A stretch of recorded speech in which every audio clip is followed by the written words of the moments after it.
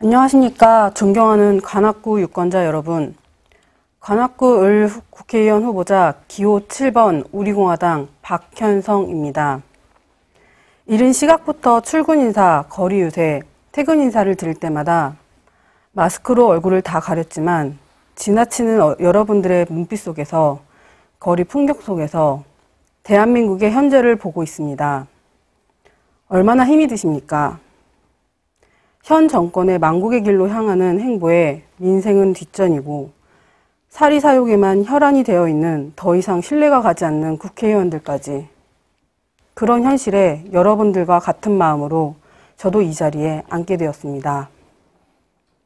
2016년 박근혜 대통령님의 탄핵 사건을 계기로 국민들 간의 갈등이 최고로 심화되고 편파적인 언론으로 국민들의 알 권리가 침해되며 한 나라의 수장의 감정을 기반으로 무책임하게 자행되어지는 사회, 경제, 외교, 교육, 안보 등의 정책에 자유 대한민국은 시름시름 앓더니 이제 나가야 할 방향을 잃었습니다.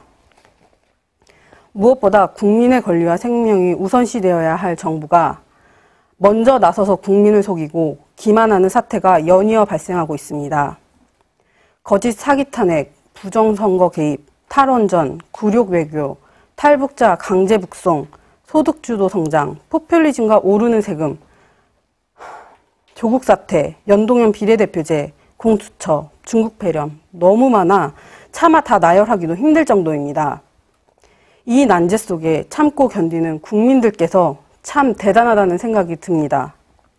하지만 유권자 여러분, 앞서 사태들만 보아도 이번 정권은 굉장히 잘못된 정권입니다. 그리고 잘못된 것은 반드시 바로잡아야 합니다. 잘못된 것을 바로잡는다는 것은 초등생들도 알 수 있는 당연한 이치입니다. 하다못해 최근 개봉한 겨울왕국이라는 애니메이션에서도 이 잘못된 것을 바로잡는 것에 대한 가치가 어떤 것인지에 대해 명확하게 메시지를 주고 있습니다.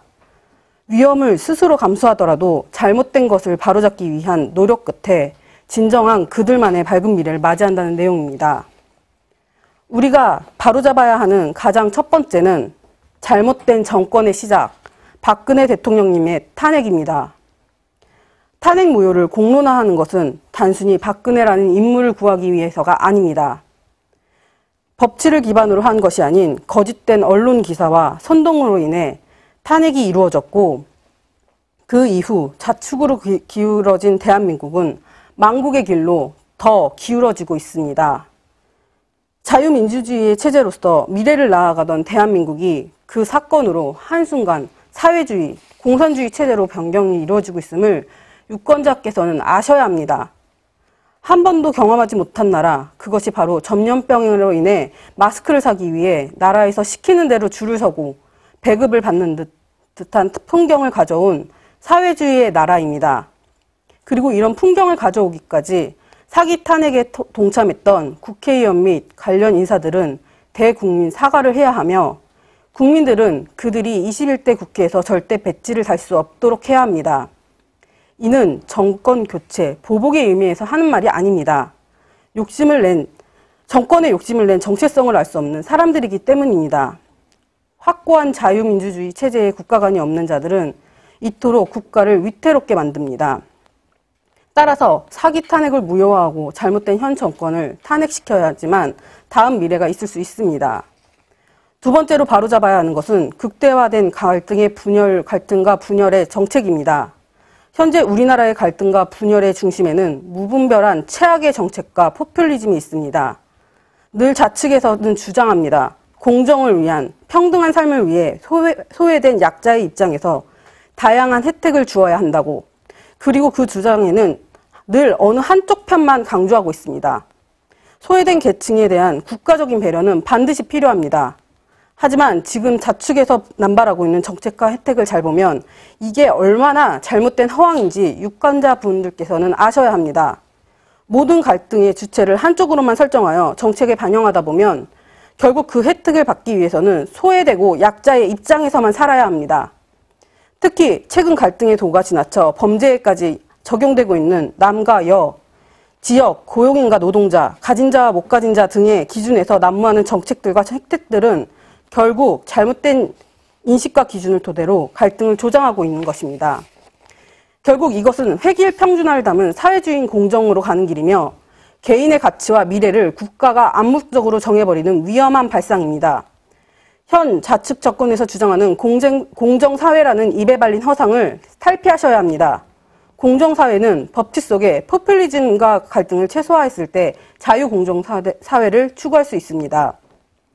저는 관악구 의뢰 국회의원이 된다면 올바른 가치관과 국가관을 토대로 위에 두 가지 잘못된 것을 반드시 바로잡겠습니다. 그리고 우리 공화당에서 추구하는 서민경제를 살리고 중산층을 늘리기 위한 정책들과 그 밖의 다양한 방면의 정책들을 반드시 실현시켜 관악구에도 적용할 수 있도록 하겠습니다. 우리 관악구는 토박이 어르신들과 젊은 1인 가구 세대가 공존하는 서울 속의 앞선 선구자와 같은 지역입니다.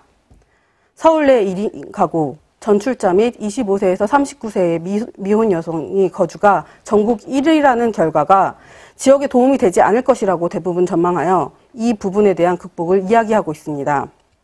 저는 다르게 생각합니다. 서울은 대도시입니다. 생산적이고 활동적인 지역으로만 인식되어진 다른 지역보다 관악은 생활권이 더 주된 지역입니다. 저는 그 방면에 관악에 대한 미래에 대한 아이디어가 많습니다.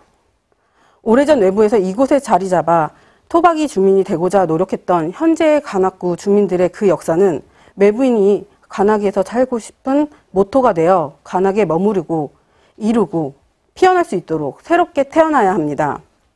그렇기 때문에 관악에서 새로운 목표로 살고자 하는 제가 그 역할을 잘 디자인하여 솔루션을 낼 수 있다고 자부합니다. 이제 관악의 행복을 제대로 찾아야 할 때입니다. 제가 관악을 위한 3가지 행복의 각들을 반드시 찾아내겠습니다. 관악에 머무를 각, 관악에서 이룰 각, 관악이 피어날 각이라는 목표에 적합한 공약들로 확실한 긍정적인 변화를 이루도록 하겠습니다. 관악구의 지리적 특성을 연결지어 단순히 창업센터 확장의 개념이 아닌 관악구가 가지고 있는 기존 인프라를 최대 활용하여 1인 가구와 고령 가구 중심의 온 디맨드의 메카 관악을 만들기 위하여 특화 사업을 진행하도록 하겠습니다. 또한 교통편의 증설과 관련하여 난곡, 경절철의 빠른 착공과 이동수단의 연계 및 지연을 통해 내 차가 없어도 동네 골목골목 이동이 용이하고 편리할 수 있도록 하겠습니다. 그 밖의 관련 공약들에 대해서는 제 블로그를 통해 긍정적인 비전을 확인해 주시길 바랍니다.